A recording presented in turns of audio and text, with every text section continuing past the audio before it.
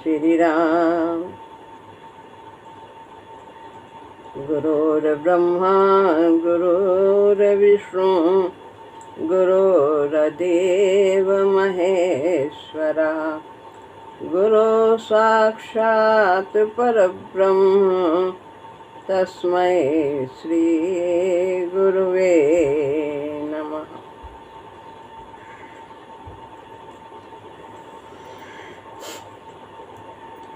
श्रीमद् भगवद गीता अध्याय 7 श्लोक है 18वां।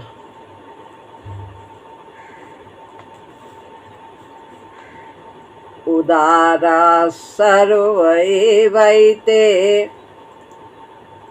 ज्ञानी त्वात्मैव मे मतम्, आस्थितः स हि युक्तात्मा मामेवानुत्तमां गतिम्। भगवान ने इसके पहले कहा कि जो 4 प्रकार के भक्त मेरा भजन करते हैं उनमें से ज्ञानी मुझे बहुत प्रिय है। तेषां ज्ञानी नित्य युक्त एक भक्तिर विशिष्यते, जिसको जो नित्य युक्त है और उसे एक भक्ति का ही नाता है। अब उसी ज्ञानी और प्रेमी भक्त की और चर्चा करते हैं, इसी विषय को और आगे बढ़ाते हैं। भगवान कहते हैं, अर्थ है यह सभी उदार हैं। सभी 4 प्रकार के जो भक्त कहे हैं, आर्त दुखिया, जिज्ञासु जो जानने की इच्छा रखता है भगवान को, और अर्थार्थी यानी सांसारिक कामनाओं की चाह से जो भगवान की शरण आते हैं, और जो चौथे हैं जो श्रेष्ठ हैं, विशेष हैं, वे ज्ञानी हैं जिन्होंने भगवान में प्रवेश पा लिया है, भगवान को पा लिया। ये सभी उदार हैं, परंतु ज्ञानी को तो मैं अपना आप ही मानता हूँ, अपनी आत्मा ही मानता हूँ, मेरा ही स्वरूप है। क्योंकि उस युक्त आत्मा ने, युक्त आत्मा जो प्रभु से युक्त है, जुड़ा है, निरंतर प्रभु का यंत्र हो गया है, सिद्धि प्राप्त कर ली है, उस युक्त आत्मा ने मुझको ही सर्वोत्तम गति मानकर मेरा ही आश्रय लिया है, मेरा ही लगाया है। उस ज्ञानी प्रेमी भक्त ने मुझे ही सर्वश्रेष्ठ गति माना है कि उससे आगे कुछ पाने को श्रेष्ठ है ही नहीं, उससे बड़ा कुछ लाभ है ही नहीं। तो ऐसा मानकर उसने मेरा ही सहारा लिया है, मेरा ही बल है। सर्वत्र सब में जितनी भी प्रकार का जो भी आकर्षण है, आश्रय है, वो सब एक मैं ही हूँ, ऐसा उसने मेरे लिए माना है। भगवान कहते हैं यह चारों ही उदार हैं, श्रेष्ठ हैं, ऊपर की ओर, ऊर्ध्व गति की ओर जाने वाले हैं। तो ऊर्ध्वगामी यानी ऊपर की ओर, यानी विकास की ओर बढ़ने वाले हैं। ये पुण्य कर्मी हैं। तो ऊर्ध्वगामी, ऊपर जाने वाले को उदार कहते हैं। जो श्रेष्ठ कर्म करते हैं, पुण्य कर्म करते हैं, वे सभी उदार हैं। ये चारों ही ऊंचे हैं। बहुत पुण्य प्रताप से ही भगवान का भजन होता है, ऐसे बुद्धि में ही नहीं आता है। बहुत पुण्य प्रताप से ही भगवान का भजन होता है और भजन करने से व्यक्ति ऊंचे जाता है, यानी विकास होता है, उसकी ऊर्ध्वगति होती है। भले ही व्यक्ति किसी भी भाव से, चाहे सकाम आए चाहे निष्काम आए, आया तो है प्रभु की शरण में, तो सकामता है तो भी भगवान उसे भक्त कहते हैं और फिर वो आगे सिद्धि को प्राप्त अवश्य कर लेता है, क्योंकि वो प्रभु की शरण में है, प्रभु से ही याचना कर रहा है, प्रभु का ही सहारा देख रहा है। भले ही व्यक्ति किसी भी भाव से सकाम अथवा निष्काम होकर भजन करता है, सकाम माने संसारिक कामना और निष्काम कोई कामना न हो, सांसारिक केवल भगवान की भक्ति हो, कर्तव्य हो, यही भाव हो, प्रभु का प्रेम चाहे ना हो, तो ये निष्काम भक्ति है। इसे पराभक्ति भी कहते हैं और पराभक्ति से ही परमात्मा की प्राप्ति होती है। किसी भी भाव से वो प्रभु की शरण आता है वो भला है, प्रशंसा का पात्र है।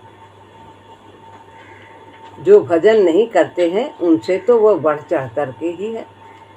जो दुख आने पर भी भगवान को याद नहीं करते, हाय हाय करते हैं, दोष दृष्टि रखते हैं, दूसरे पर दोष देते हैं, उसकी वजह से हुआ, संसार की वजह से हुआ, वो भगवान की वजह से हुआ, मेरे भाग्य ही खराब थे, आदि आदि दोष दृष्टि रखते हैं। जो दुख होने पर भी प्रभु की शरण नहीं जा पाते वे अभागे हैं।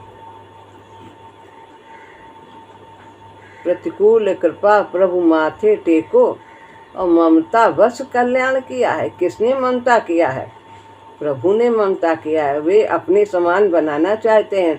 पत्थर इधर उधर पड़े रहते हैं, सड़क पे लोग ठोकर मार के जाते हैं, लेकिन जब वो शिल्पकार के हाथ में आ जाता है तो कितनी सुंदर मूर्ति बना देता है। लेकिन वो पत्थर उफ नहीं करता कि यहाँ न चोट मारो, यहाँ न काटो, यहाँ न छेनी लगाओ। जैसा चाहता है सुंदर से सुंदर आकृति प्रभु की बना देता है और फिर वो पूजा के योग्य हो जाते। तो जो दुख होने पर भी प्रभु की शरण नहीं जाते वो अभागे। जैसा ऊपर लिखा था, आर्त, जिज्ञासु तथा अर्थार्थी भी क्रमशः अपने भावों को खोकर भगवान के भक्त हो जाते हैं। वह विषाद धन्य है जो प्रभु चरणों में स्थिर राग पैदा कर दे। ऐसा दुख धन्य है। पड़े बिना कष्ट ठोकर उगरे बंद नयन जो कान किया। किसी को बड़ी बड़ी चोटें पड़ती फिर भी आंख नहीं खुलती, और कोई छोटी चोट में ही सीख लेता है, शरण आ जाता है। तो वह विषाद धन्य है, वह दुख धन्य है। जैसे कि अर्जुन को हुआ विषाद, दुख बड़ा ही उनके लिए प्रतीत हो रहा था, वास्तव में सभी की हत्या हो जाती। तो वह विषाद धन्य आए फिर वो प्रभु की शरण में। मैं आपकी शरण हूँ, आप मुझे आज्ञा करिए, जो मेरा जिसमें कल्याण हो वो आप मुझे बताइए। मुझे कायरता दोष आ गया, शरण आ गए प्रभु के। तो यही कहा गुरु जी ने कि वो विषाद धन्य है जो प्रभु चरणों में स्थिर राग पैदा कर दे। स्थिर राग, फिर जाए ना, ऐसा राग जो अनुराग बन जाए, कभी समाप्त ही न हो। स्थिर राग, चाहे सुख हो चाहे दुख हो, चाहे कुछ भी आए जाए, वो छोड़ता नहीं भजन प्रभु का। तो इस प्रकार जैसे अर्जुन शरणागति आए और फिर बाद में भगवान ने उन्हें कितना समझाया 18वें अध्याय तक, और अंत में फिर वो कहते हैं नष्टो मोहा स्मृतिर्लब्धा तत्प्रसादान्मयाच्युत स्थितोस्मि गति संदेहा करिष्ये वचनम तब। मेरा सब संदेह दूर हो गया। मैं अपनी वास्तविक स्थिति पे आ गया हूँ कि मैं कौन हूँ, मैं जानने लगा हूँ। सारे संदेह दूर हो गए हैं और मैं अब आपके वचन का पालन करूँगा। जो आप कहेंगे वही मैं करूँगा। बस यही तो हमें करना है। इसके बाद तो कुछ भगवान को कहने को शेष रह ही नहीं जाता। इतना ही करने के लिए ही तो सारी गीता कही गई कि मैं आपकी आज्ञा का पालन करूँगा। आपकी आज्ञा का जो भी कर्तव्य है आपकी आज्ञा है। प्रभु की आज्ञा में रहना है हर समय। उसके बाद भगवान ने कुछ नहीं कहा। फिर इस प्रकार वो जो ये चारों प्रकार के भक्त बताए, जिनमें 3 पहले वाले आर्त, जिज्ञासु, अर्थार्थी, ये भी जो अपने भाव, उनके अपने भाव क्या हैं? कामना है। अपने कोई दुख दूर करना चाहता है, कोई कुछ जानना चाहता है, कोई अपनी सांसारिक कामनाएं, धन पुत्र आदि की कामना से लेकर, ये सब उनके अपने भाव हैं, मन के भाव हैं, देह के भाव हैं। देह भाव में जो रहता है उसी में सांसारिक कामना रहती है। तो ये सब भावों को खो करके जो प्रभु की शरण आता है तो फिर वो भगवान के भक्त बन जाते हैं, भगवान को ही चाहते हैं। जैसे कि ज्ञानी चाहता है, ज्ञानी को एक भगवान की भक्ति से ही नाता है, वैसे वे हो जाते हैं। आर्त का दुख मिट जाता है, जिज्ञासु की जिज्ञासा शांत हो जाती है, अर्थार्थी को भी अर्थ लाभ हो जाता है, जो कामना होती वे भी पूरी हो जाती हैं। भगवान एक सीमा तक सबको संतुष्ट करते हैं जो उनके हित में होता है। तो भगवान के प्रति कृतज्ञता जग जाती है कि देखो भगवान कितने दयालु हैं। हमारे ऊपर ये संकट आया था, कैसे भगवान ने कैसे रास्ता निकाला, कैसे हमारा दुख दूर हुआ। सभी के जीवन में आते हैं और जो प्रभु की शरण है वो कृतज्ञ होता है, कृतज्ञता अनुभव करता है। और जिसने शरण नहीं ली है वो तो कृतज्ञ रहेगा। ये नहीं किया, कमी कमी ही देखेगा, अभाव ही देखेगा। इतना ही हुआ, उतना नहीं हुआ, इतना भी ना होता दुख तो और कितना अच्छा होता। ये दुख इतना सा आया है और ये भगवान ने बहुत बुरा किया, उसने बहुत बुरा किया। ऐसा वो कृतज्ञ है। हमने तो इतने ज़्यादा पाप किए हैं कि जितना कुछ प्रभु दे रहे हैं हम इसके भी अधिकारी नहीं हैं। उनकी तो अपार कृपा है, पर हमें देखने की शक्ति नहीं है कि हमने क्या क्या किया, और वो हमारे लिए उपयोगी भी नहीं है देखना, क्योंकि फिर हम पहाड़ पर से चढ़ के नीचे ही कूद जाएंगे। अरे इतना साफ करना है, अरे इतना साफ करना है। तो भगवान के प्रति कृतज्ञता जगती है कि हमारे ये काम बन गए। धन का अभाव था, प्रभु ने ये पूरा कर दिया। ये विपदा आई थी, ये भी दूर हो गई। आदि आदि बहुत कुछ जानकारी भी मिल गई है प्रभु की कृपा से। तो वो कृतज्ञ होता है। जो प्रभु की शरण होता है वो प्रेम का सूत्रपात होता है और उसमें भगवान के प्रति प्रेम बढ़ने लगता है। क्रमशः निष्काम भजन होने लगता है। फिर कामनाएं धीरे धीरे समाप्त होने लगती हैं और जाहि विधि राखे राम ताहि विधि रहे। तेरी इच्छा पूर्ण हो माँ, तेरी इच्छा पूर्ण हो माँ। सब विषय में, सब समय में तेरी इच्छा पूर्ण। अतः कामना से भजन करने वाला भी आदर का पात्र है। स्कूल में जो नाम लिखाया है, तो जब नाम लिखा है बच्चे का तो आगे तो पढ़ता ही जाएगा, ज्ञान बढ़ेगा ही। एक दिन वो एमए भी पास करेगा, उसका रास्ता खुला हुआ है। अतः कामना से भजन करने वाला भी आदर का पात्र है। उसे भी नीची दृष्टि से नहीं देखना चाहिए। आज सकाम है, आगे निष्काम होगा। सभी ऐसे होते हैं, एकदम से कोई सतोगुणी नहीं हो जाता। उसने भी पांव तो रखा है प्रभु के पथ पर, विश्वास तो है प्रभु के प्रति। आज सकाम है, कल को निष्काम हो जाएगा। जिस भी बहाने से यदि कोई मेरे नाम को भजता है वो तो मेरे लिए आदर का पात्र है, भगवान कहते हैं। संत कहता है, सपने हूँ पौराय के जा मुख निकसत राम, वाके पग की पग तरी मेरे तन को चाम। रही मन जाके मुखन ते और धोखे हूँ निकसत राम, वाके पग की पग तरी मोरे तन को चाम। ऐसा भी सुना है। तो सपने में भी यदि किसी ने राम कह दिया तो कवि कहता है कि मेरे चमड़े का, शरीर के चमड़े का उसका जूता बने, इतना उसका चमड़ा पवित्र मानने लगता है। वाके पग की पग तरी, उसके पग के जूता और मेरे शरीर का चमड़ा निकाल करके उसके शरीर का जूता बने, मैं तब भी मैं धन्य हो जाऊंगा।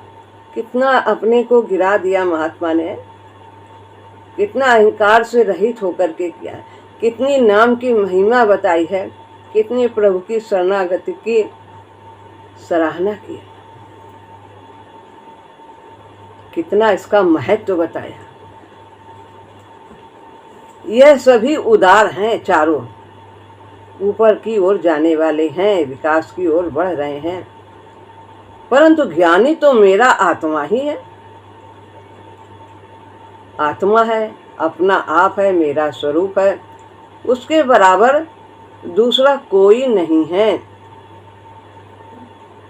जैसा कि कल का कि साधु मेरे हृदय हैं, भगवान कहते, और मैं उनका हृदय हूँ। वो मेरे सिवाय किसी को नहीं जानता और मैं उसके सिवाय किसी को नहीं जानता। तो यह मुझे ही सर्वोत्तम गति मानता है। तो यह बताया कि वो उसके बराबर दूसरा कोई नहीं है। महाराज जी कहते, भगवान कहते, लक्ष्मी जी भी भक्त के आगे मुझे प्रिय नहीं, जो हर समय उनके चरण चापती रहती। कैसे दौड़ के आते हैं भक्त के लिए, छोड़ छाड़ के धाम सब अपना।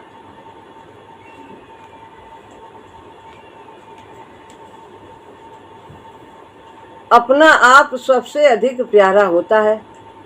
तो अपने आप को तो लोग सभी अपने को प्यार करते, अपने प्राणों से ज़्यादा कुछ प्रिय नहीं होता, उसके नाते से और प्यारे लगते हैं।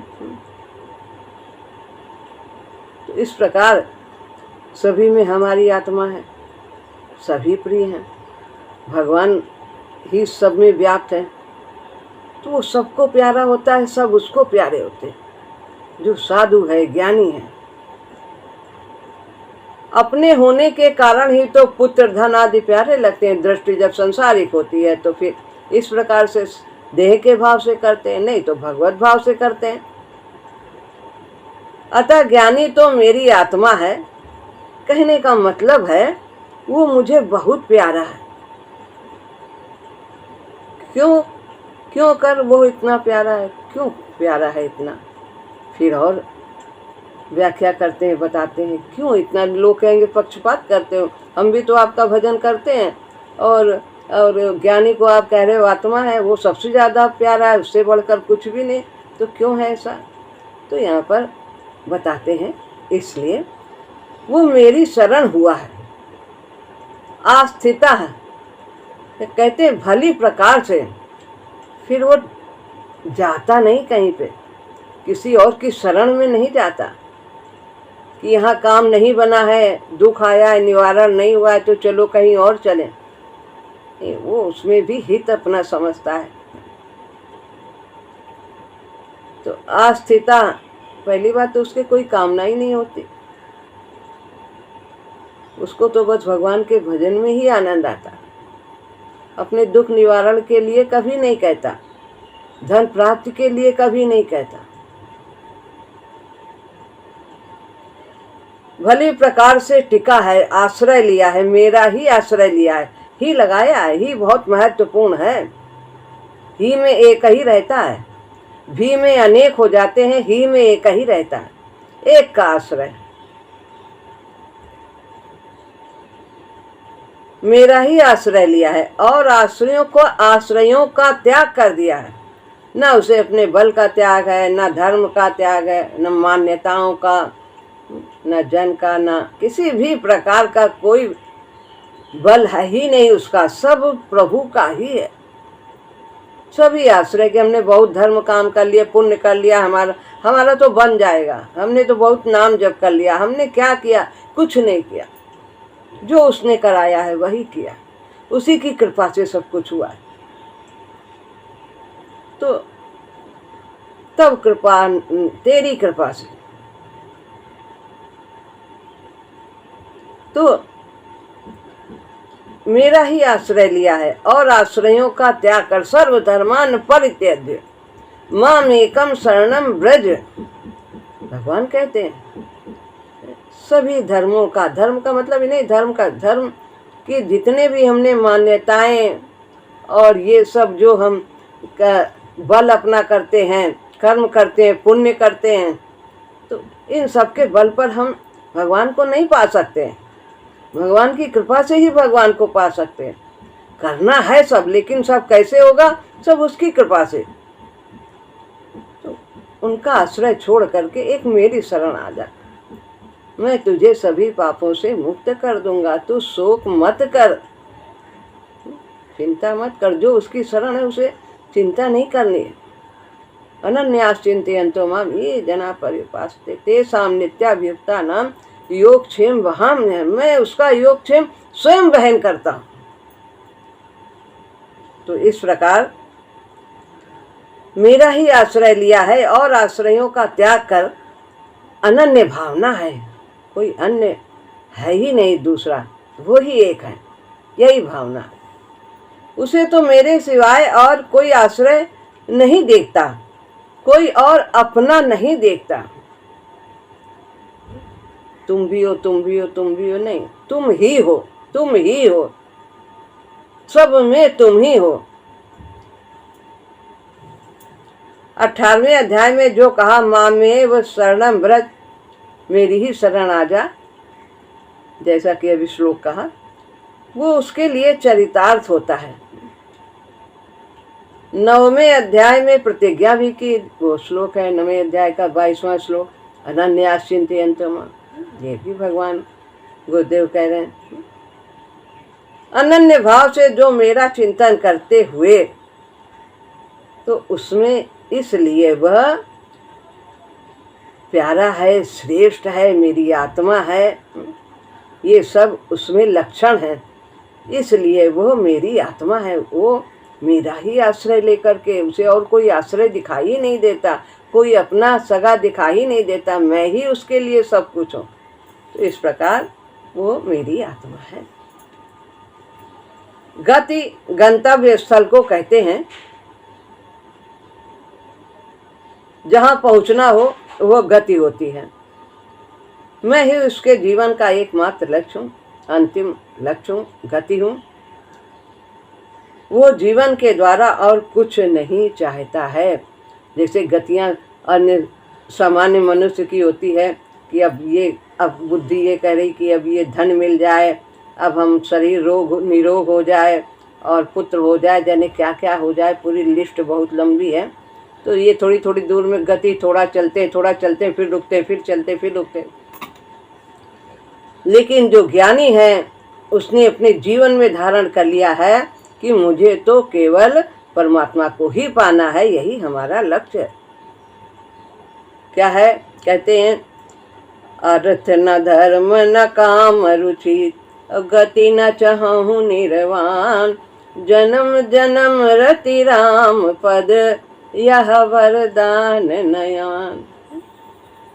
न मुझे धन चाहिए, न धर्म चाहिए, न कामना है कोई, न गति न चाहूं निर्मोक्ष भी नहीं चाहता, जन्म जन्म रति राम पद, यह वरदान न।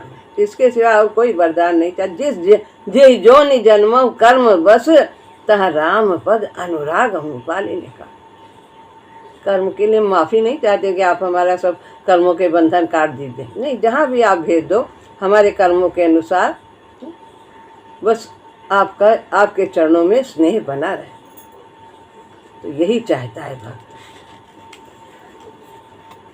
श्री राम चरण के प्रेम की ही चाह होती है। जीवन की समूची शक्तियाँ प्रभु के लिए ही हैं।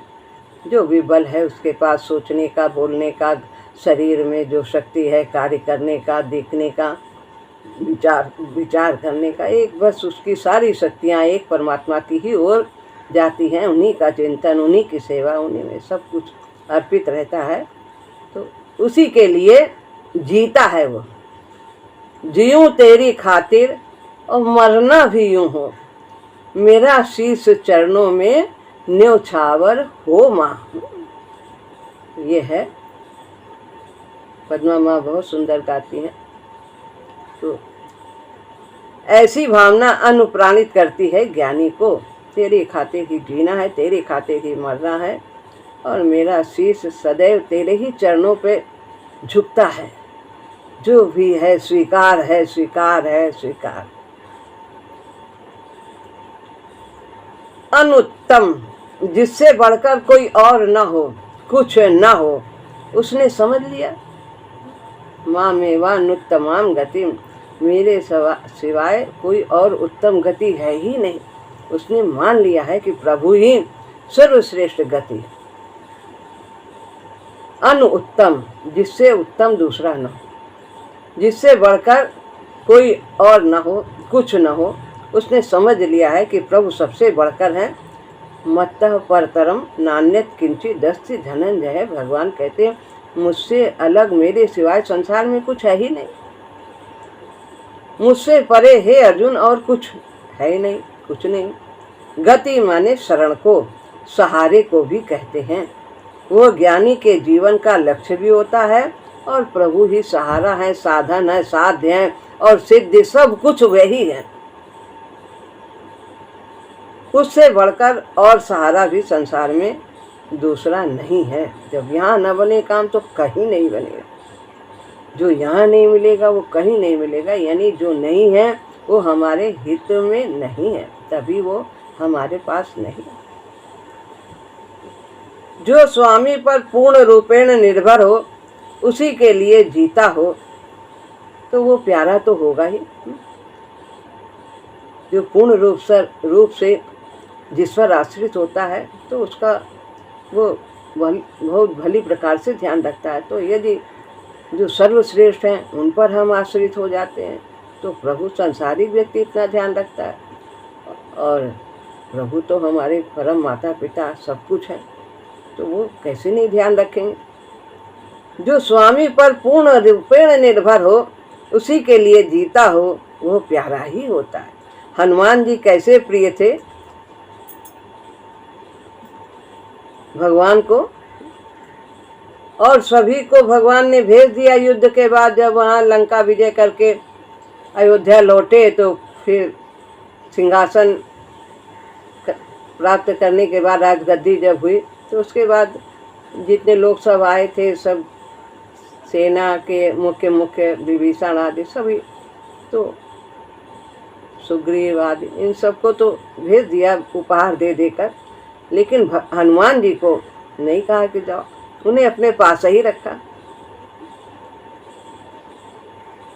केवल उन्हीं को अनुमति दी पास रहने की, हनुमान जी को। जीवन में और कुछ था ही नहीं हनुमान जी के लिए, एक ही उनकी गति थी, प्रभु ही उनकी गति। ऐसे ज्ञानी भक्त भगवान को प्रिय होते हैं, आत्मा के समान प्रिय होते हैं। जैसे आत्मा शरीर से निकल जाए तो शरीर निर्जीव हो जाता है, तो ऐसे ही भगवान भक्त से ही अपनी शोभा मानते हैं, और भक्त उनके लिए सर्वोपरि होते हैं। ऐसा ज्ञानी भी प्रभु को तत्काल नहीं पा लेता।